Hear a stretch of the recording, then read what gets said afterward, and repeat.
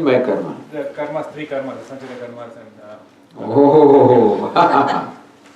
Why we? That's, we get, always say get that's carried away with that we topic say all the that's time. because of karma. Where the and bundle then- goes. No, what I'm saying is, how did karma crop into that? In what context? Why me? Yeah, Why that's me? something they Why ask, me is and then something which comes all the time, yeah. sometimes it comes up, and And they say that's because. See, of this people karma. all ask this question, why me? If I do not get what I want, I ask why me? But when my desire is satisfied, nobody asks why me. When some painful thing happens, why me? When pleasurable thing happens, they don't say why me. But that question equally applies all the time, is it not so? Why me? When good things happen, yes, that is right, it should happen to me. I deserve it. I deserve it. I don't deserve this. I deserve that. So whatever the simple rule of karma is, the law of cause and effect. As you sow, so you reap. That's all. Don't worry about whether sanchita karma, etc. Most important for us is that as human beings, we have free will. And we have freedom to choose. We have freedom to perform our actions. And Lord Krishna says, Karmanyavadikaraste, take the responsibility for your action. So when you perform an action, make sure that that action is performed in keeping with dharma. Then it's a good action. It will reap good benefit. If we violate dharma, we get violated in terms of, the result is in terms of pain. So punya karma gives rise to happiness, papa karma gives rise to unhappiness. So avoid papa karma and do as much as punya karma as possible. That's how karma affects us. Now, this why me is because we are born a certain destiny. Of all the karma that we accumulated over lifetimes are called sanchita karma, accumulated karma. It is like putting money in the deposit, Every month you earn or every week something goes into your savings, deposit. Part of that deposit matures. So what money do you get? The deposit that has matured, correct? Similarly, we have over number of lives accumulated lots of karmas. Some of them mature and give rise to this birth. So this body, this life, these circumstances you come across in this life, all of these are the result of the karma that are matured, called prarabdha karma, or it can be called destiny also. So, therefore, why me? I get the result of what I have done. But Swami, I haven't done anything. You don't know what you've done in the past. And therefore, the best way of dealing with this situation is, God give me the serenity to accept gracefully what I cannot change. So, situations happen. We have not created circumstances, we have not created events, they happen in life. And what we cannot change, accept gracefully. This is called prasad buddhi. So pleasure and pain, success and failure, health and wealth, all of these things come, go, this is their nature. That being the case, our approach, our attitude is one of graceful acceptance of what happens. And why me? Well, just because pain comes in life does not mean it is a punishment. We take for granted that when pain comes, then we are being punished. Why me means, why am I punished? But pain need not be looked upon as punishment. Pain also may have something to contribute in our life. All spiritual growth happens in pain. The pleasure comes to encourage us, and pain comes to help us grow. You see, when a sculptor takes a rough and tough stone, he is quite cruel with that stone, with his chisel and hammer. And the stone can definitely complain, why me? Why me? Why am I subjected to this? But it has to wait for a certain period of time when a beautiful form emerges from that. Similarly, pain comes in our life to help us grow, to help us become stronger. And so, pain also is as much a reality of life as pleasure is. Failure is as much a reality of life as success is. And these things will come. There's nobody who is always successful, there's nobody who is always failure. They come by turn. Like a wheel that goes down and up, so also it will happen. So, as far as karma is concerned, there are two aspects, prarabdha and purushartha. Destiny and free will. What happens is destiny. How I respond to it is a free will. What happens is because of past karma, that's why we call it destiny. What I do now is by proper action, I can create my own destiny. So karma is meant, the free will is meant to create our own destiny. So rather than weeping about what was in the past and why something has happened, rather than wasting time, we should proceed with life. Gautam Buddha said that when you are stuck with arrow, don't waste your time in asking, what is the material of this arrow? Which direction it came from? What is the poison in it? What does it matter? Pull out the arrow and do what needs to be done. Similarly also this question why etc. has no answer really. Why does something happen? We have no answer. Because we don't know what past births were there, what the past history was there, and why things were happening, So there must be a reason. Some reason must be there why anything happens. Our approach is how do we use that occasion to grow? I have a question, sir. So, just continuing on free will. If free will, it seems the way you explain, free will is already destined. No, free will is not destined. So, how do I know that the way I'm exercising my free will is just from my present existence, not it has been, I can opt out. Let us say there are two paths to take. I can opt out this way or that way. So the decision to make which way I have to go has no bearing on what my past experiences or accumulations were, right? I don't know.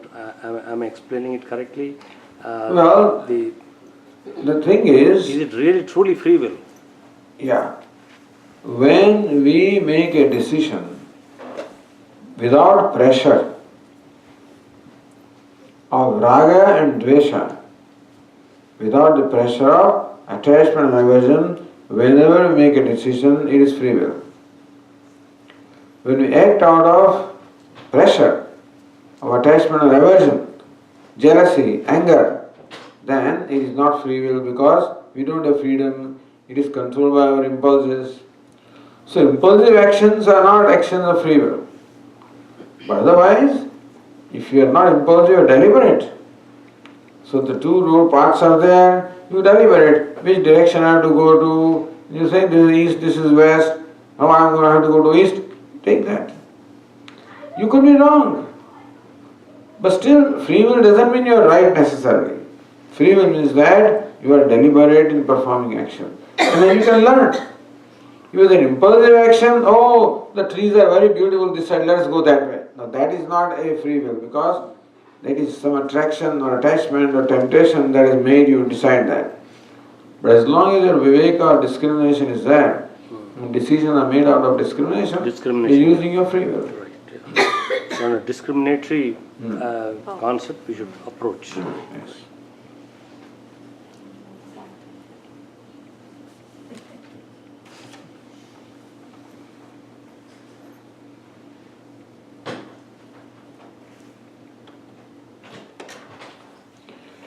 If Atma is the only thing that is Nitya and everything else is Mithya, then why is so much focus given to rituals and prayers instead of trying to focus on understanding Atma? Very good question. Well, the thing is that when we try to focus upon Atma, we find we have some difficulties. That our mind does not have the kind of focus that we require. The mind does not have subtlety that we require. See, Atma is very subtle. Drishyate tu agraya buddhya sukshmaya sukshmadarshibhi. You require sukshma buddhi means a subtle intellect plus agra means intellect having focus. Antara shuddhi, antara naishalya, meaning the purification of mind is required and the focus of the mind is required. So, all karma is meant for creating that condition of mind. All attitudes that we talk about in karma, attitude of contributor instead of a consumer, or prayers, rituals, all of these are meant for purification of mind. With prayers and rituals, we seek the grace of Lord. Now you can use that grace either to fulfill your desire or you can use that grace to purify your mind. So some preparation is required for focusing attention on Atma. It is ideal to focus attention on Atma. But we cannot because the minds are too extroverts, minds are too distracted. So how to make those minds focused? For that these practices are required. This is called Karma Yoga. And rituals and prayers are all part of Karma Yoga. Is that clear? So when do we get to that stage then? We keep doing our rituals, we keep praying, we just do it. And then when does that thing hit us? Okay, everything is Atma and focus on. How does that transition happen? It's a gradual process, not an all of a sudden thing. It's a gradual, we grow into that. But when I see people, it's you only see prayers, you only see rituals, you don't see anything else. Well, but why? What's the problem with prayers and rituals? There's no problem, but you have to take the next step, right? Like, if you're saying everything is Atma, when are you when you're just chanting the prayers, you're just doing the rituals, when are you going in, introspecting and doing that? That is why every day it's a good idea to set aside some time for meditation. So generally morning is a good time when your mind is tranquil or quiet, that is when that meditation can be done. When your mind is active, then engage it in activities. So usually when you wake up in the morning, you had a good night's rest, then mind is quiet. That's a good time for this thing, contemplate upon Atma. When mind becomes active, then engage in activities so that your energies are properly channelized. So how about we just do the meditation then itself, and in tranquil state, what you're saying. Rituals, many of the rituals I do not understand, to be honest. Probably many of us don't understand, So, and within our limited lifespan, why not we just spend the morning time when the mind is tranquil and contemplate on, what. Shall we do that? I mean, is that not enough? Is that not sufficient to discriminate, to be kind of for meditation you also require to learn first of all. Therefore you to expose to the teaching, either through your Gita Vichara group or through listening to the teacher, listening to CDs or reading some books. So knowledge, pursuit of knowledge is most important. What to meditate upon? So meditation means there must be something to meditate upon, there must be an understanding of that. All that requires knowledge. So knowledge also you should pursue, meditation also you should do. And if you do not understand rituals, okay, understand what you understand. Prayers you understand or not. Prayers are important. And perform some charitable activities or some good work. So combine all of this. You don't have to do just one thing. Depending upon your mood, do what is appropriate. But keep Ishvara in the center. If your mind is tranquil, meditate upon Him. If it is active, worship Him, serve Him, in whatever form He comes. So combination of pursuit of jnanam and karma and rituals and all of that should be there, depending upon how our mind is at that time. But most people feel that they are not ready for meditation, therefore they keep on performing rituals. That's all right. We cannot thrust something upon ourselves also. And so if we are comfortable with rituals, it's better than not doing it. So rituals are a form of meditation? The rituals are a form of prayer. And some meditation is involved. If you do it, if your mind is focused during ritual, then even when you are doing different steps in ritual, like offering bath and offering garments and offering ornaments and offering food and showing light and whatever, at that time, then all of these activities are centered upon Lord. The thought of Lord remains in your mind. To that extent it is meditation. But you can focus, there can be focused meditation without any activities also. If your mind is ready, you can do that. Otherwise do it this way. But let there be Ishvara in one form or the other in our life. Swami, one of the confusions in this same context is really, we are learning here all of a sudden, right after doing all these rituals and prayers all these years, all of a sudden we are learning that you are nothing but Ishvara yourself, you are that consciousness and stuff like that. And then the question then comes, then was I doing wrong all these days? Why am I praying to this other Ishvara when I am the Ishvara, right? Why these rituals? I think that's where a lot of this confusion is coming from.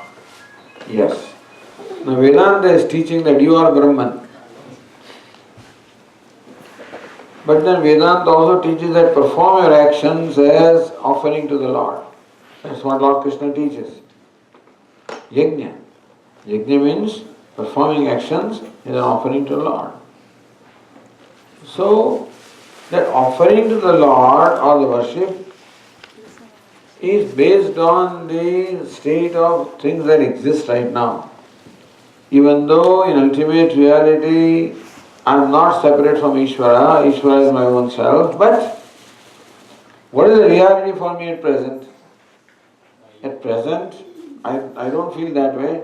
I feel only a separate being from Ishvara. So, therefore, accepting the realities as they exist for us, how should we now conduct ourselves so that you grow out of that duality? So all the karma yoga and all of this is performing action in duality so as to grow out of duality.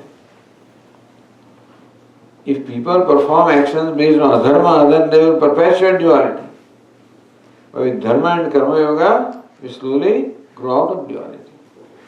It is like a old pole, which an athlete takes to lift himself to 6 feet height, to jump. Sitting on the ground, he cannot jump 6 feet. So he is a old pole. He rises to that level, drops that pole, and then crosses a barrier. Similarly, all karma yoga, rituals, all in duality is like that pole to lift you up to a point where you can then contemplate upon Ishvara. Then drop that. And then you can totally contemplate upon Ishvara.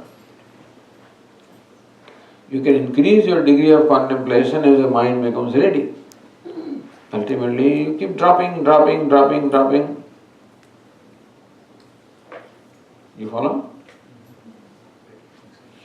Okay, I think we'll conclude here with a prayer. Om Purnamada Purnamidam Purnat Purnamudachyate Purnasya Purnamadaya Purnameva Vashishyate. Om Shanti Shanti Shanti. Hari Om. Shri Gurubhyo Namaha. Hari Om.